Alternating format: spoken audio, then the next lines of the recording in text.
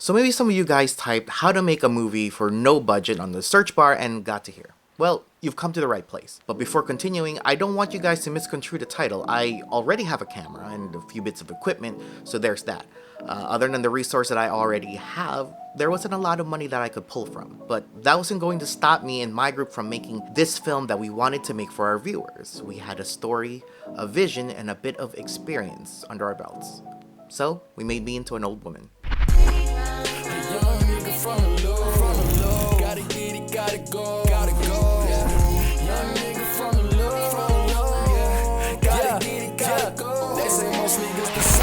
Really quick here, I just wanted to present you guys with our film so you guys can gauge whether or not the rest of this video is applicable to you, because that film definitely looks low budget. But our film did win a few film festival awards from HBO, and we got to premiere at the world-renowned Museum of Moving Image in New York, and we got picked up by one of the biggest distributors for distribution. Not only that, we ran an incredibly successful Kickstarter campaign that reached our goal in the first 2 days and got to reach stretch goals after stretch goals after stretch goals. Alright, let's get this out of the way. If you're an indie filmmaker, you need to learn this one thing. Be nice. Be fucking nice. If you're going to ask people to help you out on your film, don't be a dick. Don't act like some pretentious film director, like we all have at some point, and expect unwavering respect and obedience. More often than not, this is going to burn out your crew, and they're not going to want to work with you anymore, all the while performing subpar. Say thank you. And please, and for fuck's sakes, feed your crew, at least. Or get drinks or water on set. Something. Anything. This goes a long way because you're going to be asking for a lot of favors. Isn't that the stereotype for us indie filmmakers? We ask money from other people to pay for our production that we wanted to make, only to make a shitty film project that feeds our ego? Awesome, right? So that's where the Kickstarter, and you go, okay, look. So yeah, being kind goes a long way if you're going to ask for favors, and everything else really. So we managed to secure some crazy locations for our film My Asian Auntie, most notably the Showboat Hotel in Atlantic City, New Jersey. And I actually got to be on stage and somewhat perform in the historic House of Blues. Amazing performers like Billy Idol to Rihanna performed there, and now I'm part of that history. That's kinda neat. Anyways, all of the favors we were asking for is so that we can properly assess what we're working with so we could go into pre-production. At this point, we made a few web series. So at this point, we finished a few web series on our channel that, in total, would run as long as a long short film, like an hour-ish total runtime. And from those productions, we've learned a lot from the pitfalls that came from it. So next lesson, take your time to plan. Trust me guys, I honestly hate a lot of the process of pre-production, but Steph keeps my head straight throughout these things. It's only in pre-production where you guys can see the potential problems and be able to fix it before it happens. Actor backs out the day before? Awesome, I already have a way to shift the story so we don't need them. And they can eat a dick. The guy that promised a location lied to you and you find out right when you pull up on set with the cast and crew and equipment? Great, we have backup places already. And that guy can eat a whole bag of dicks. What I'm trying to say is that problems are always going to happen, and having a proper pre-production time will give you a battle plan to maneuver around any obstacle. Steph and I, well, mostly Steph, did careful scheduling with the production. She managed to keep a tight shooting plan to which we were able to assess what we called hell days or even hell weeks. During these times in hell, we knew that we had to be on top of our game because of all of the moving parts that would be present those production days. Maybe managing a lot of people, or we were shooting a complex series of shots, or a big fight scene with big stunts, or most likely in our case, all of the above with, a limited time frame. So we had the Showboat Hotel for that weekend, but we also had to wrap that location for that weekend, meaning that there wouldn't be any possibilities of a reshoot, so we had to make sure we got everything that we needed from there. And this place is one of the key locations throughout the entire film, so, no pressure. And we were only able to do this because we planned this out as much as we could, and any problems that did happen, we solved it quickly and kept going.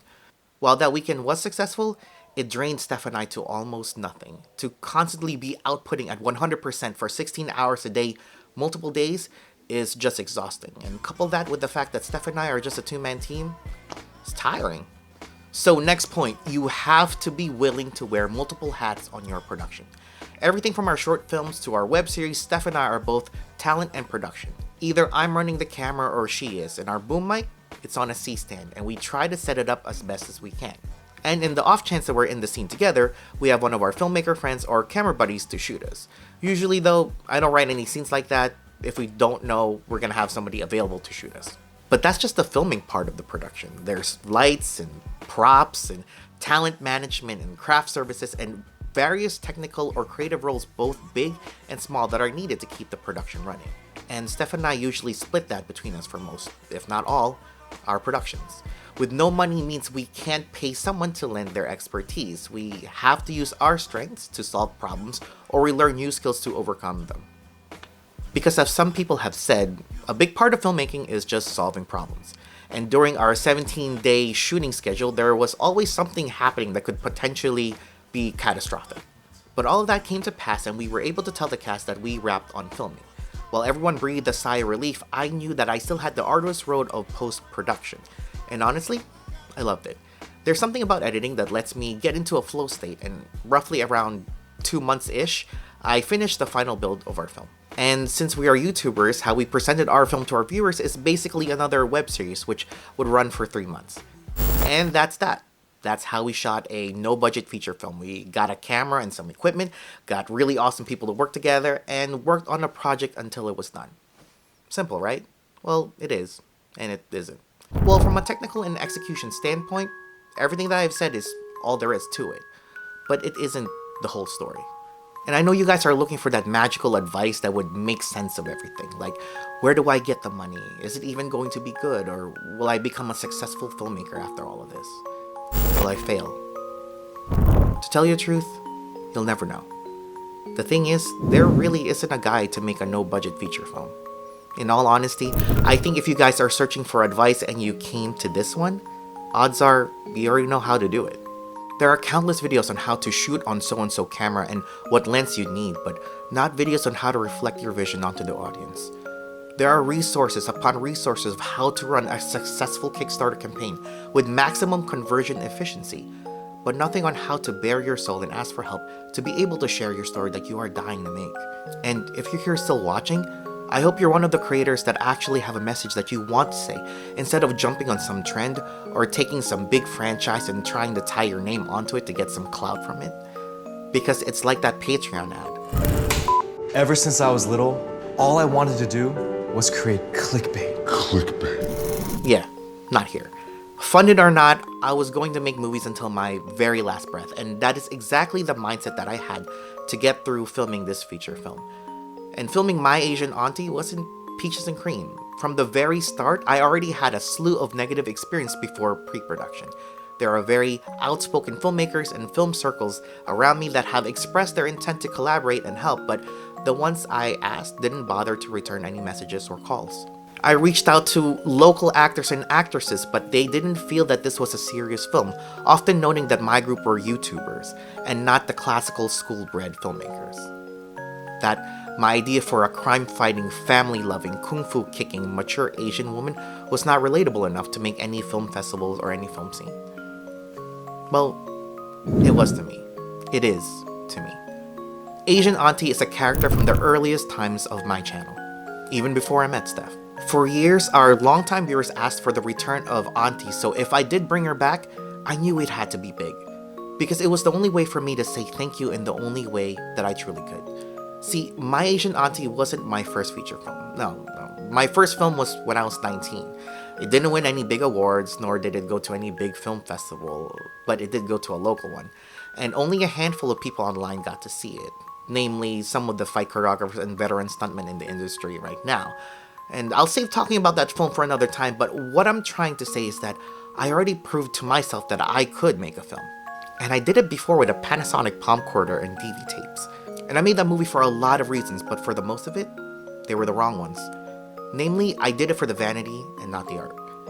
I was an insecure, naive, and unsure about who I was, and I was dealing with some silly, dark shit. And I used filmmaking as an escape. And this is what I call the first film syndrome. That very uninformed, very skewed idea of how your first film is going to turn out. And if you, the one person that's still watching this video, are on the ropes about making your first feature film, then I'll tell you this now. You're probably doing it for the wrong reasons. And it's probably going to be bad. and it's probably not going to make you the next prolific filmmaker of our time. But do it anyways. Do that shit big and enjoy the fall. Get all of that out of your system, and when you're ready, do it again. Because you never know what opportunities will come from making it. But you do know that you'll be a little bit smarter, a little bit more experienced, and the fact that you can do it. And that leads me back to my Asian auntie. All of that negative talk and doubt from people didn't affect me because I was making this movie from the bottom of my heart. It was for the fans and supporters of her channel. It was for the people that I love working with and over the years have become my family. And I was making it for me. I made a film that was the amalgamation of celebration of what being a filmmaker was to me. So none of those doubts and negativity stopped me for a second, and I'm glad it didn't. Because here's another important lesson. Story comes first. All of the money in the world can never fix a bad story, but a good story can possibly get you a lot of that money. I don't know. Makes sense to me. But anyways, what I'm trying to say is that our film isn't anything groundbreaking in the sense of storytelling, but I think I told it well. I wasn't doing a fan film of an established IP or making some attempt to cash in on a trend. I wasn't thinking about making anything relatable with mass market appeal in mind. I just wanted to tell a story of a character that we loved on our channel. And I told it in a way that I would tell it. On the surface, it's a buddy cop feeling film with a crime lord peddling drugs to a peaceful community, but twisting it to fit us. So we got kung fu fighting oldies with a syndicate drugging up their retirement homes. It has a lot of laughs, has a lot of love, and a lot of fighting. And it's not a great looking film, but I put all the love I could in writing that story in hopes that people can understand what we're about.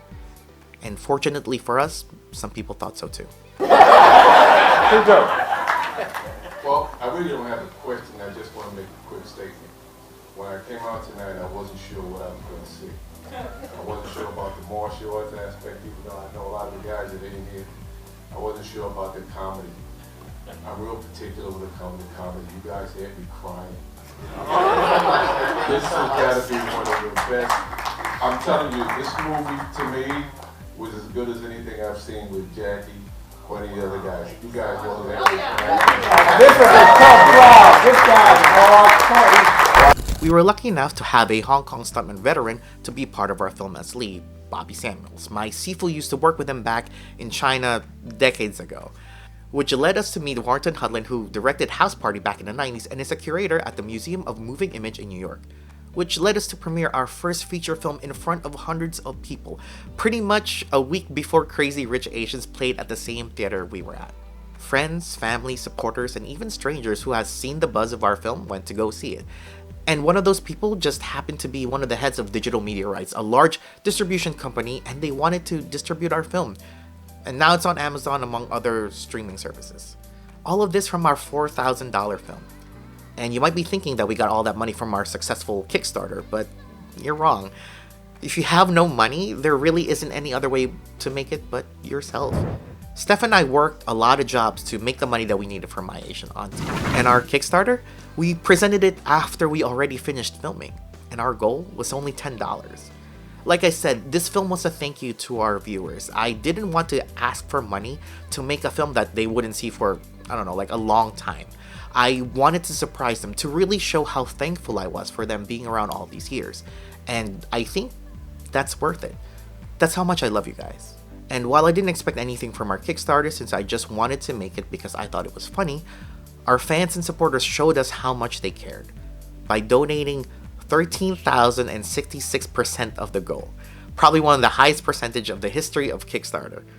While we're still not big YouTubers or doing Hollywood films, by braving the storm and making our feature, opportunities open up to us to take our craft and our little group to higher heights. So in short, just do it.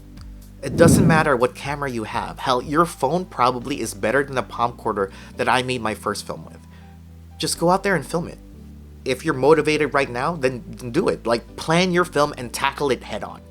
If you're not motivated, still do it. Discipline makes you a better filmmaker, and just because you're motivated doesn't mean you'll have the necessary skill set to pull off your vision. So do it, and fail. Then do it again, and fail again. Rinse and repeat, and one day you'll look back and see how far you've come and realize that you're a badass filmmaker. And then you wouldn't need to search for people like me to tell you what you can or cannot do. Because deep down in your heart, you already know. So it's like that old adage, carpe diem, seize the day. Do it while you still can, because you'll never know what will happen.